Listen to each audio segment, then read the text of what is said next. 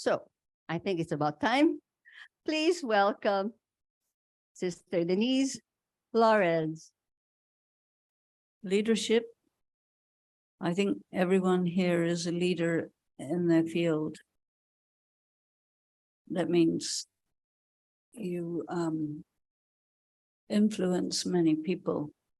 And that means people look at you for a cue, because a leader means people follow and they watch closely what is the leader doing, thinking, handling things, and so on. And then you asked me to talk about destiny. Destiny means, in this context of leadership, destiny, and responsibility, it really means we're talking about the inevitable. That's why it's a heavy subject, because there are some things that are inevitable that we would rather they not be inevitable, but they are inevitable anyway, like death, for example. Can't escape that, but we don't want to talk about that. But what people are thinking about at this time is the disturbances in Israel and Gaza, right?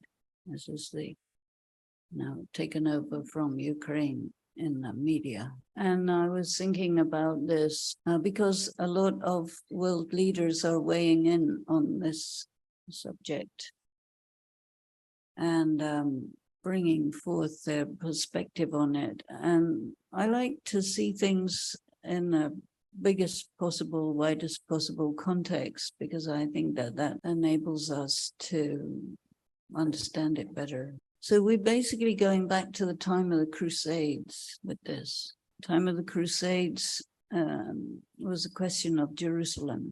Who does it belong to? Because it belongs to the Mohammedans, belongs to the Christians, belongs to the Jews. So they divided it into actually 4 sections. It's a tricky place to be. I've been there at a time when you could actually move around to all the places. You can't always. And this is the thing about holy places. They are contested. In India, you have a place called Ayodhya, which is on the one hand a Hindu temple, on the other hand an Islamic mosque. And then sometimes the Islamic people destroy the Hindu temple and build a mosque, and then the Hindus destroy the mosque and build a temple, because it's holy ground. Holy ground means you have to remember God there. Actually, you can remember God anywhere.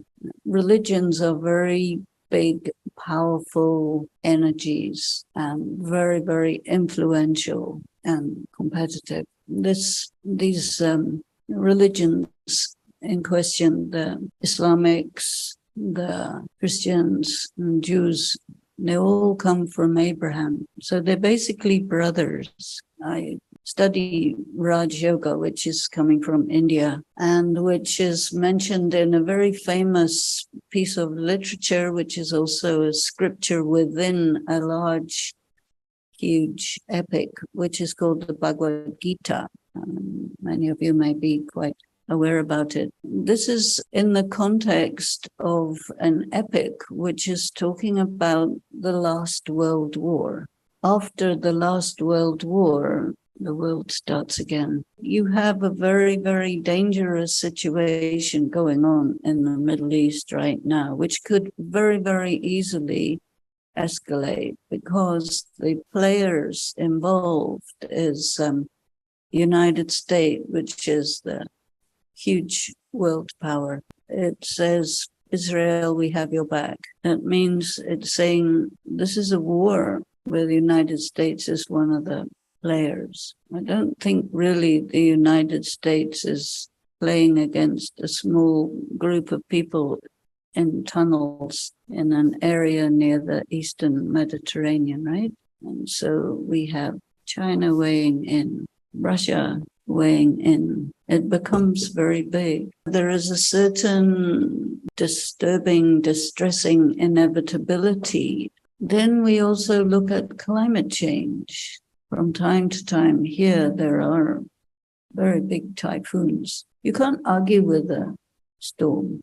If a volcano decides, okay, I'm going to dance now, you can't do anything about that. And we know there are many calderas. A new one was discovered recently, 150 kilometers across the mouth. just only a matter of time, how many thousands and millions of years, but sooner or later it will present itself. So we are faced with human-induced climate change, but we have something which is climate change that's not human-induced. And inevitably, the sea level will rise, whether you like it or not. And so we are trying to take responsibility for something that is very, very difficult to take responsibility for. People look at leaders, different kinds of leaders, and say, do something. And the leader looks at the circumstances and says, there is nothing that can be done. Then they say, well, what shall we do? It's a reasonable question. What shall we do when there's nothing that can be done? So I think in this case, one has to look at the resilience of the human spirit, because the human spirit is very, very, very powerful. I came to understand that the greatest desire of people in the world is a desire for immortality. Immortality is a very extraordinary thing to consider because, you know, when you go to a religious place, or you grow up and you have religious education, they will tell you, in general, they will tell you the soul is immortal. And everybody has a soul, right? When somebody doesn't have a soul, that's a corpse. The soul is actually immortal, and it is what gives life to the body. And when the body is no longer able to support that life, then it says bye-bye to the body. But it does not cease to exist. Immortal things can't. They can't come into existence because they're already there, right? They can't go out of existence because they're immortal. Our bodies are mortal, and usually we call ourselves mortals, right? We're mortals because we got born and we will eventually die. And generally speaking, we don't want to talk about that. We don't want to die because we don't know how to die. We don't get any lessons in how to die, how to live, but not how to die. Probably there are many kinds of death, and there is something called ego death. And ego death is a very extraordinary thing, kind of an achievement, because ego is also called a false ego. And so ego death means death of being false, which is not a bad thing because nobody wants to be false. Everybody, many people, as far as I know, everybody I know, they say, I want to be authentic, I want to be real. But to be true, I mean, we have all these well-known statements like, to thine own self be true. This is Shakespeare, right? We all learn this. And that if you can be real, if you can be true, then that's it, you're made. You are in your power. And this is not a physical matter. It's really a spiritual matter. And to be in your power, to be real, to be true, to be without the need for masks. Of course, we have masks, lots of masks. We need a different mask for different things. We are actors in a drama of the world, and we have to put on different show and dress up in this way, that way, and the other way for different things. These are masks. But if you take your mask off, you're still there. I think the problem comes when you get fused with your mask. That's where it becomes what is known as false ego. And so if a person is a leader as well as fused with the mask, then that leader will be not as strong as one who is not fused with the mask. That means someone who knows who they are. So you take off the mask, you're still there. If you're fused with the mask, somebody wants to take off your mask, that's the last thing you want, because you're fused with the mask, right? And so the ego death is unfusing from the mask. which is a very, very powerful condition to be in. But it's difficult to have an ego death because you have to become honest with yourself. And so that's quite a big thing. How do you become a leader? You can, there's all kinds of leadership trainings, right? So you may go through a leadership training. And some people, they're born leaders. And they can be seen from childhood. They go around leading. It's just natural. And they grow up be a big leader. And some people have leadership thrust upon them. Sometimes it happens in military situations. Someone's not very good in normal life, but really good in the military, which is a very abnormal circumstance to be in. War. It's a very, very crazy situation. So people who grew up in a crazy family, they're pretty good at war. Dysfunctional family or alcoholic family or something like this. They're very, very good at handling very crazy situations. But then when it becomes normal again, that's difficult. So that's a leadership for a limited purpose. And then you have people who gradually become wise over time, you know. They grow up, they do different things, they face different challenges, and they develop and evolve and emerge as wise people. And that's a very, very powerful kind of leadership, because people look to leaders like that and trust them. I think by the time you've arrived at wisdom, there's been the ego death. I don't think you can be wise and not have an ego death. In the face of the inevitability of serious challenges, sooner or later, the most responsible thing is to become immovable, really strong, really steady, really stable. You have to face it, especially if you get this sense of your own immortality. That means you're not afraid of losing face. You're not afraid of death. You're not afraid of your death or other people's death.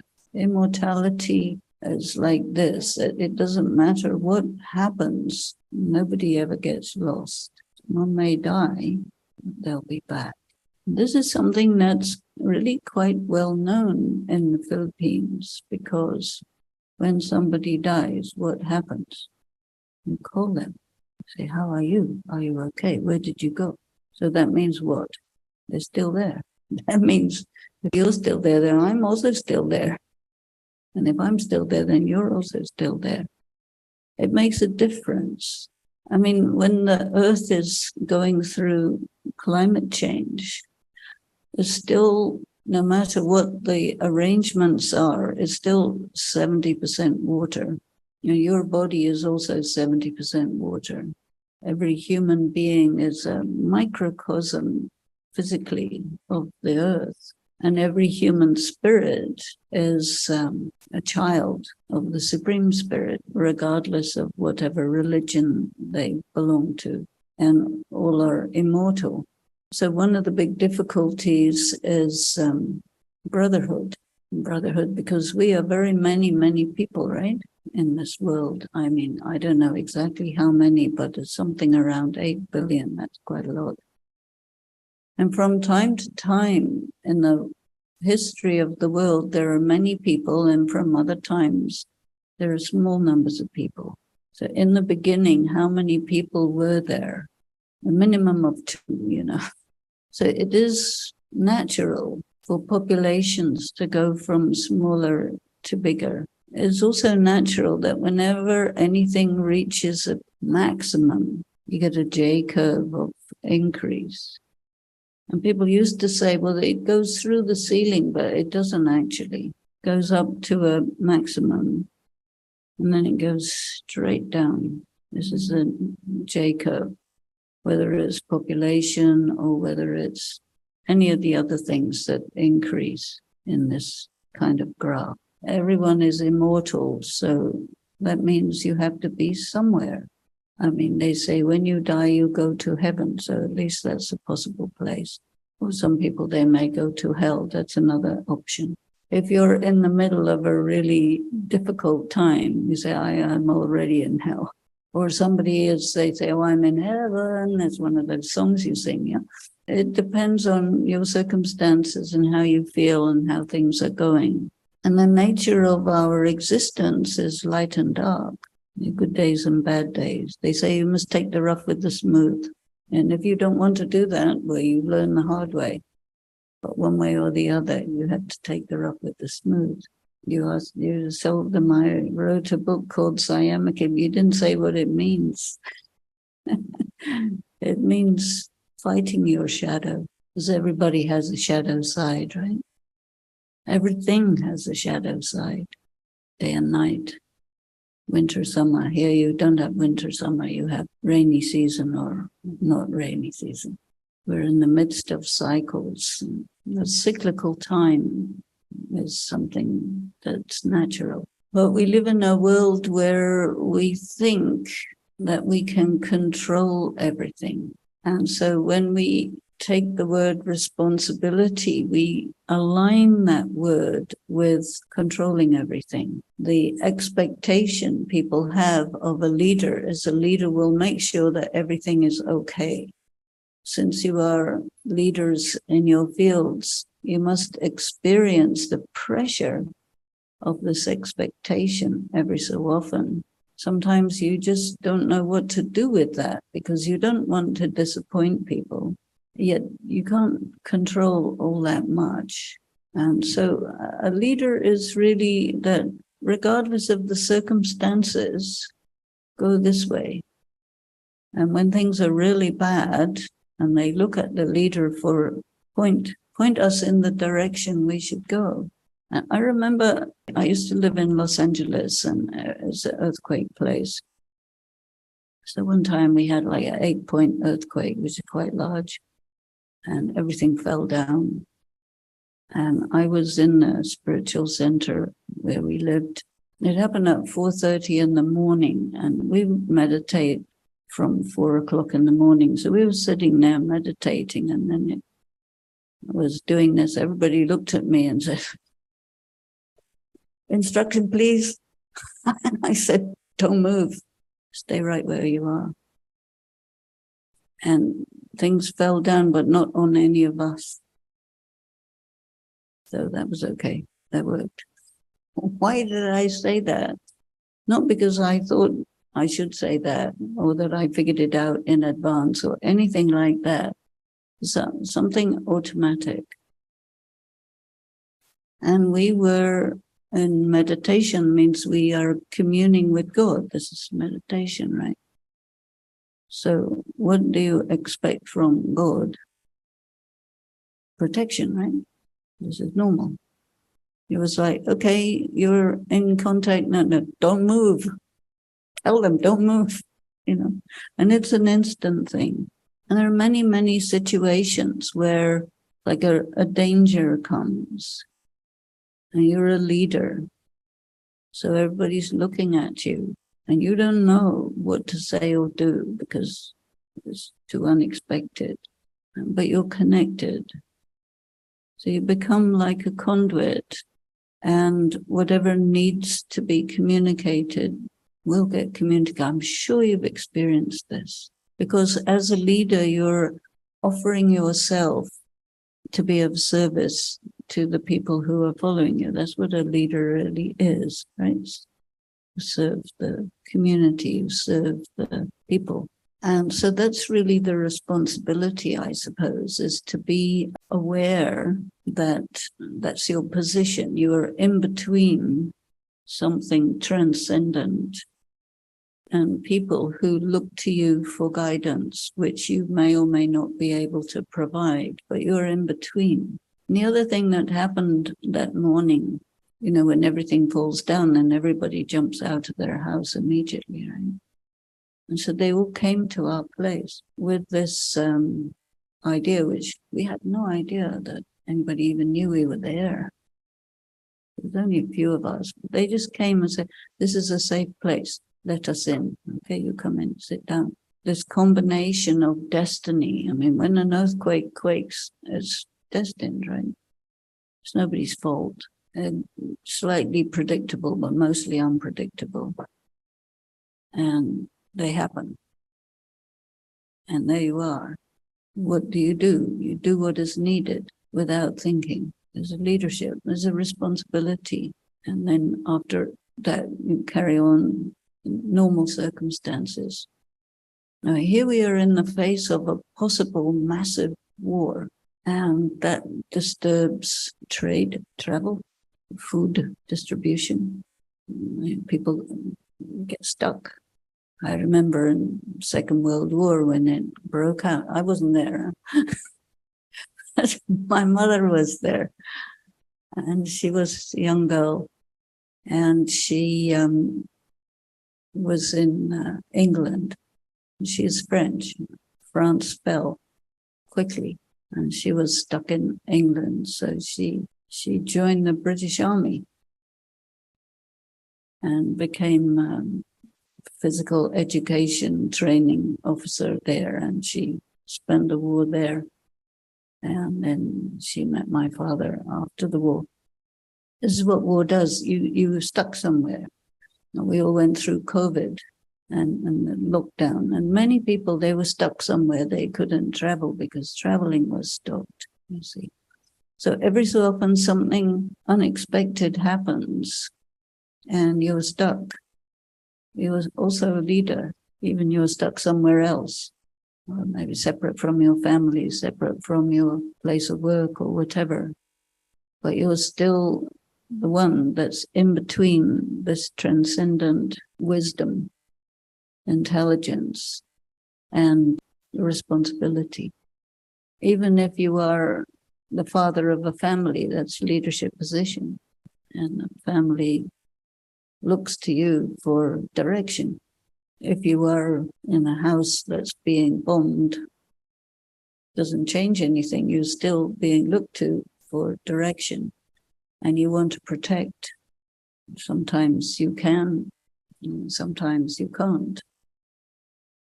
But no matter what, people will look to you for stability, for strength, for giving people the feeling that it's going to be okay, or it is okay.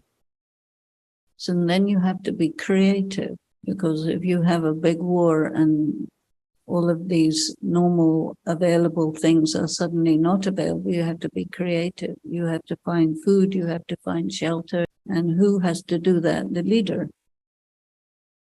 When there's chaos and confusion, who's a leader will be noticeable, because that leader is looking different from the rest of people.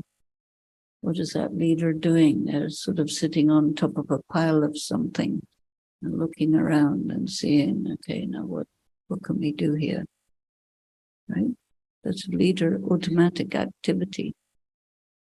What is needed? Okay, we'll dig up this, somebody's down there. Because you also have intuitions, right? Because it comes with the territory of being either a natural born leader, or it's thrust upon you, or you grow into that leadership over a lifetime of accumulating wisdom. I remember in Tacloban when I was there, and they asked me to speak to some people who were from university and students and people. And I mean, you know very well that everything was destroyed, right? There was nothing standing. And people had gone through very, very extreme experiences in this sea surge, because they didn't expect.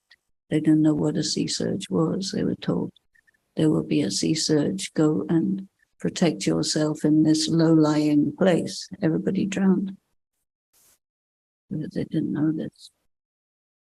So many were stuck on coconut trees. And what did people ask me? They said, why? did this happen? I mean, when you're talking to a large number of people, they look at you like you're a leader. You better answer our questions. So they said, why? Why did this happen? So I said, well, there was something in the study material that I had studied just a little while earlier, a few days, in which it was said that when something really, really devastating happens, the reason it happens is to make you strong and to make you experienced. So I thought, well, I better tell them that. So I said, it happened to make you strong, to make you experienced. And they were satisfied with that answer. Didn't come from me, but it came from something I studied, spiritual literature, that just happened to be immediately in my awareness. And I've used this many times in circumstances where there is just no decent answer that you can give to someone as to why this terrible thing happened. But it seems that this expression is something the soul can work with. Say, okay, yeah, made me strong, yeah, made me experienced, yes. And both of these things are positive. How you experience that experience is very negative or traumatic, you see. So the question is, why am I subjected to a horrible trauma? And their question is basically going to God, because who makes storms? Actually, God doesn't make storms, but a lot of people think that God makes storms because they're strong. Nobody else except God could make such a big storm. So they call him to account. Why? Why did you do this? To make you strong, to make you experienced. Which is actually a very loving thing to say, because people who believe in God believe that God is looking after them, protecting them, caring for them, loving them. So if you get a reason like that you can sustain your faith. So thank you very much for your very kind attention, and I will stop now, and you may have some comments, some additions that you may like to share. Thank you very much, Sister Denise. Don't you think that was such an encompassing and very, very interesting piece of sharing? That the word that we have here for in our language for leader is pinuno, which when you say it slowly means leader. You can contract the word into two. Pino, which is refined, and nuno, which is an elder, a wise one. Pino, by ego deaths and a lot of expectations that you have to stand up for. Then that's that time you're saying you become wise, because then you have to become honest also. When is the time for a leader to stand still or to fight back? Is there ever a time to fight back in order to protect and to lead? You remember I mentioned about that a lot of my study is connected with the Bhagavad Gita. And the Bhagavad Gita is basically a conversation between God on one side and the reluctant warrior on the other side. And God is telling him, stand up and fight. Because, yeah, there are times when you have to stand up with everybody else behind you, protect them, and you have to face the music. Because if you can't do that, then you're not really a good leader. Sometimes it's not about engaging in conflict, but it's more about facing what has to be faced. And sometimes that involves negotiation. In any case, it requires a step of courage.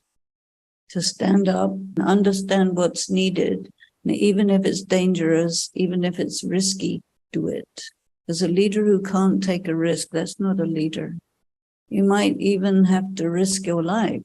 But I've encountered people who risk their lives who do not lose their lives, because there is this element of protection when you do the right thing for the sake of people. And sometimes if the leader is not clean for some reason or another, that happens, and then you have to face that. But if you're in a leadership position and you get called to account, you have to face that. And you have to account for your decisions, account for your choices. If you made a good decision that didn't work out well, you have to account for that.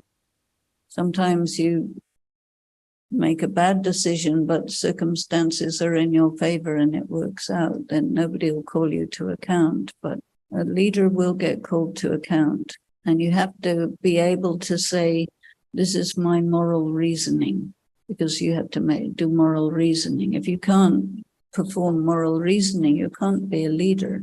You know, sometimes you have an ethical dilemma. If you do this, it'll be bad. If you don't do this, it'll be bad. You have to do something. So what you're going to do? You have to find a way. And if you're the leader having to be still, that's a time when you have to be still. There's a very nice quote that I have on the wall of one of the rooms that I use from time to time for my work. And it says, decisions are best made in silence. So there are times when you just have to be still and remember God and just know that the right thing will come through. And it does pretty often. You have to be very still. I mean, surrender. Because at that time, you cannot be a leader, but you still have to be a conduit, because you're still expected to make a decision and you will be held accountable for it. I think there's an element of faith that comes in that too. How can I access higher knowledge or wisdom on a daily basis as I face challenges and crises in management? I give time in my life for contemplation, for meditation, and for study. And then you see you have to go into action. Anyone is welcome to study what I study. It's absolutely available. But there is so much material, wise literature. If you are facing crisis all the time, there's one amazing book, which is a Japanese book called the Hagakure. Have you heard about that? This is the scripture for the samurai. It's an incredible book. Because the warrior is all the time, you know, samurai has to be wandering around going from crisis to crisis. And so his scripture is all about how to face crisis all the time. And it's a wise material. How do you deal with indecisiveness when you have to make decisions as a leader? I think indecisiveness comes when you're just not in your power. You know, there are times when you're in your power and there are times when you're indecisive. Even if you're frequently indecisive, it's because you're frequently not yourself. Self-doubt. There is something that we learn about in Raj Yoga, which is an injunction. It says, stay on your seat of self-honor and then do something. A self-honor means you really have to actually honor yourself. So who are you? What are you? And in my study, we get given titles of self-honor, not like, you know, a ceremony or something. One title is, you are the one who has the third eye. What's that? The eye that can see what's not visible with these eyes. The eye that can understand the origin and procedure and outcome of trends. The eye that can look through somebody's masks and see who's behind there. It's a good thing to have, you see. You can cultivate that. And so you have to remember that that's who you are. Or you may have another title, interesting title. You are the seer of the cycle of the self. Now, the cycle of the self means, in this particular practice, all your incarnations, from the very best to the very worst. And if you spin that, everybody has a best bit and a worst bit and everything in between. This is normal. But if you spin it like spinning top with the colors of a rainbow on it, what do you get? You get white, right? You spin the colors of the rainbow. So you spin all of your light side, all of your dark side, and then it's a very, very stabilizing thing, like a gyroscope. You know what to do because you're steady, you see. But indecisive is you're not spinning your wheel. You know, you try riding a bicycle without actually moving it, you fall off. So this spinning keeps you stable this way or this way, whichever it is. Also, sometimes you're undecided because you need more information or you need more time. So it's perfectly valid to say, I will let you know in this much time or whatever, so that you are dealing with it, but you give yourself time to find whatever information you need or to settle yourself in a good mood or come into your power and then make the decision. That's perfectly valid. It's often said, never make a decision when you're angry or when you're happy. Yeah, you get really happy, you say, okay, I'll get married now. And then the next day it's like, oops, sorry, mistake. A decision needs cool, calm, stable, steady. This is an interesting question. Is a leader still a leader if he or she fails to fulfill his or her responsibility? Well, that's it could be interpreted in a lot of different ways. What is your responsibility? That's up to who decides what your responsibility is, what you think your responsibility is. Somebody may say, this is your responsibility. It's not your responsibility. You know, you have to be very clear what is your responsibility. So you have a responsibility that you've agreed to, you signed a contract. Then you have a moral responsibility. And you have a responsibility to operate according to your own principles, which may be somewhat higher than moral responsibility. And if you start looking at those things, anyway, you're a leader. But, you know, there may be people that are dissatisfied with you and may accuse you of something. And so you need to know how to defend yourself. You need to know how to stand up for yourself. You need to know how to answer the accusations full on. So you have to be in your power. But if you are seriously irresponsible, then they have every right to knock you out of your position because of being seriously irresponsible.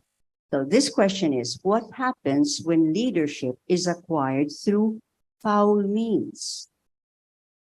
Someone will stab you in the back. That's what happens. Yeah, you've always got to watch your back. And you need 100 bodyguards and so on. That's quite revealing. How can we elect more opposition leaders After decades of unfulfilled democracy, years of violence, decades of forgetting in this time of untruths, but also in this time of holding on to hope. Politics. So now, democracy is very complicated. It was invented by Plato, right? 5th century Athens. And it was only the senators who could vote. And they voted for each other. Like it was a very small number of well-informed people who made the selection. Now, if you have Facebook, artificial intelligence, various robots, and so on and so forth, you can make the election go according to how you want. So this is really the problem of elections, you see. So democracy is not the same thing as elections. Democracy is, if you've got like a huge number of people and you get people who have vote blocks, you have to vote for this one, otherwise you lose your job or something like this. So, it's not quite as simple as it says in the textbooks. And I think that occasionally you get very powerful leaders who emerge and who are positively inclined for peace and justice and rights and all of these things. But these guys generally get assassinated. John Kennedy, for example. So I don't know, this is a very difficult question to answer because it's so large, the problem. When you get a situation like this, I was listening to an analysis, which was actually pretty good. And it was saying that at the present time, what you have is populism on the right and populism on the left. And also, along with that comes an unwillingness to accept the results of elections. So this is what you've got at the moment. And so it's a pretty difficult time. I don't know if our ideal of democracy or holding on to the ideal of democracy. So it's complicated at the moment and dangerous because, you can't really easily get information because the sources of information are compromised. You don't have a free press because the press is owned by the different people who are competing for power. And so it's a very difficult situation. And if you just want to have an opposition person and there's somebody else opposed to that person, sometimes it happens that you have to go to a small gathering and create consensus, create leadership. In India, they have a system called panchayat, which is a system that evolved in an agricultural country. And India was pretty much like 90% agricultural. And so it's villages. And the villages were run by a group of 5 who made the decisions, and everything worked just fine with that. Because when you start having, these central governing bodies, plus you've got this extreme populism and so on, it's pretty unworkable. And then the people who are the voters don't really have very much power in decision making. So maybe coming down to smaller groups, and smaller groups and create some kind of consensus that has more energy to say, you know, this is what's needed. I don't know the answer to this one. In the middle of all the noise, the difficulties and popularity contests, how do we discern who to follow and who should lead? Well, I never think about who to follow, but I mean, we're all leaders here, right? So we're not thinking about who to follow, but somehow or the other, there's a whole room full of leaders that are leading people, circumstances, whatever. And so you are like a group of people who understand what is leadership because of experience. And you know who you like as a leader. I have one person that I think is a really good leader who passed away now, but she was the head of the Brahma Kumaris from 1969 to 2007. So she had 40 years or so doing this. She was a consultative leader.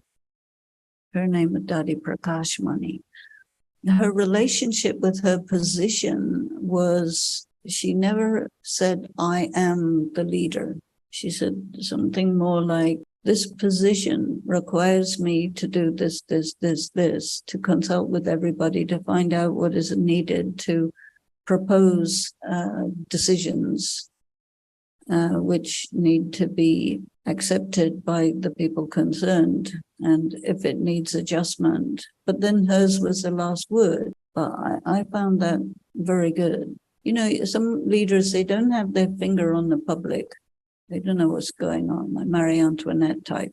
That's not a good leadership. A good leader has to really know what people are up against, what they're facing, what their circumstances are, in order to make a decision which is, out of all possible options, the one which is the best for all concerned.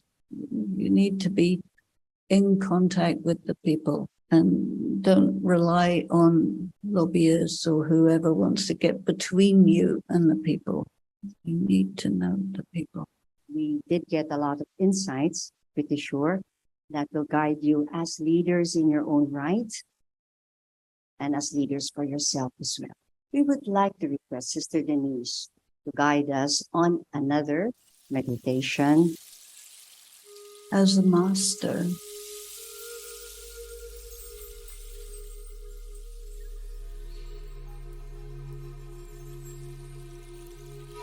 I look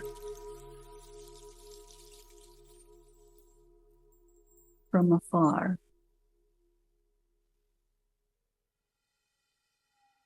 to see the terrain around.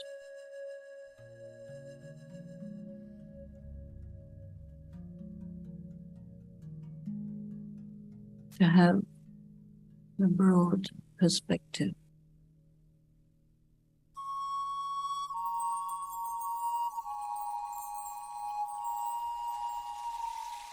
To understand my part in it, my responsibility,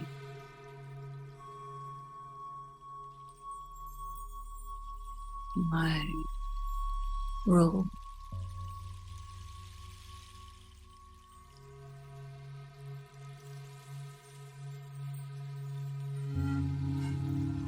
And see the atmosphere, the hearts and minds of the people concerned.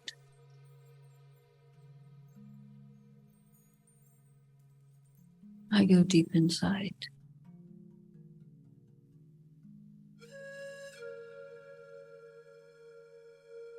Connecting with my own soul.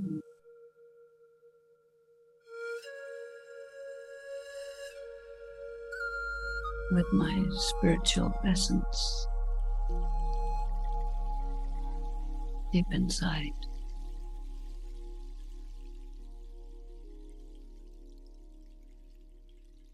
And I turn my mind to the higher, transcendent, wise intelligence beyond. And I open myself to that source, that power, that love.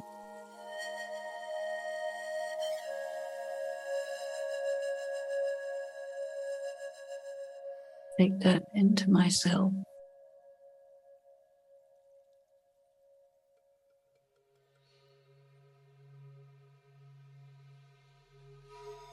And let myself become strong and infused with that wisdom and love.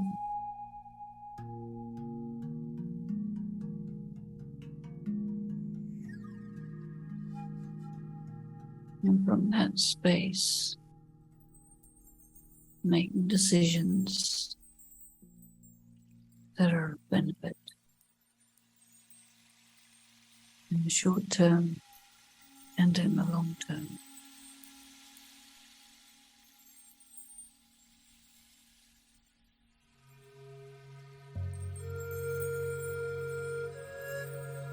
Know that whichever is destined will also happen. I still have to make wise decisions.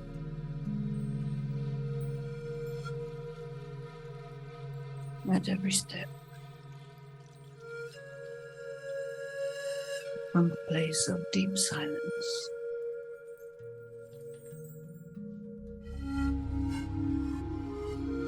And that will be the best that I can do.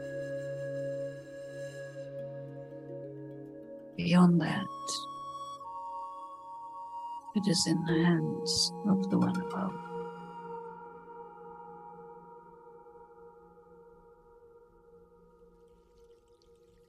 Om Shanti.